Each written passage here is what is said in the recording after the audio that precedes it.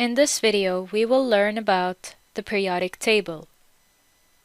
If you look at the periodic table, each box is known as the nuclear symbol and represents a certain element like this one, which is lithium.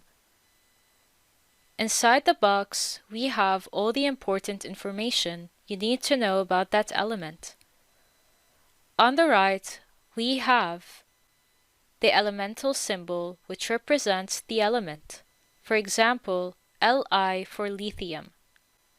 On the bottom left, we have the atomic number having a symbol Z, which represents how many protons the atoms of that element have. This is really important because atoms of the same element each have the same number of protons. So if the atom here have 4 protons instead of 3, then it wouldn't be lithium anymore.